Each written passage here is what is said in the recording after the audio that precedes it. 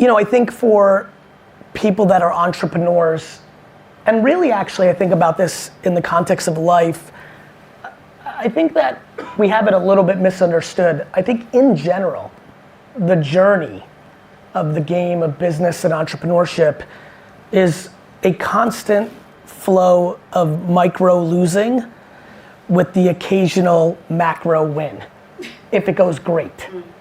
So for me, confessions, there's been so many mistakes. As a matter of fact, the book that the audience has, it's called 12 and a half.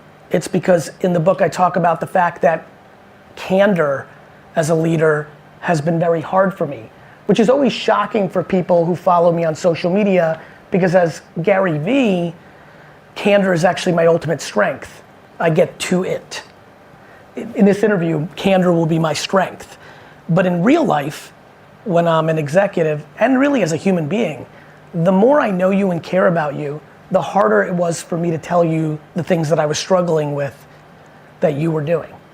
And so I think about all the sloppy firings in my 20s and 30s in my family wine business, and even in Vaynermedia early on, that could have been done so much more gracefully, could have been so much more clear. I used to let people sit around the company for 3, 6, 12, 24 months longer than they should have.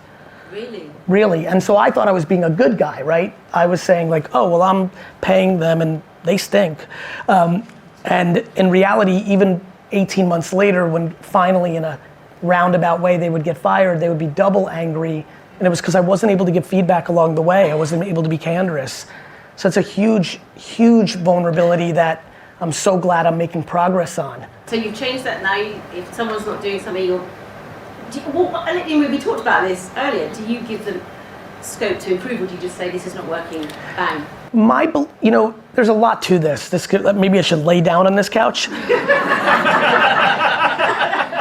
My father, who I worked for from 14 to 34, was very good at candor. The problem was it was delivered with venom. Right. And I wasn't able to discern the delivery mechanism from the value of the candor. So I demonized candor because I viewed it as fear. And I think all of us here know that many times when people have been given critical feedback, that person ran back and went to their LinkedIn and started looking for another job.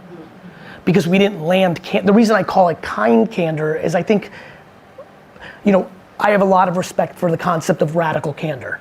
I have a lot of respect for candor. But I think what is required is kind candor. And now don't mistake the word kind for delusional and entitlement. Kind candor. So it's a very fine line to tell someone you are falling short, subjectively in my opinion. A lot of times when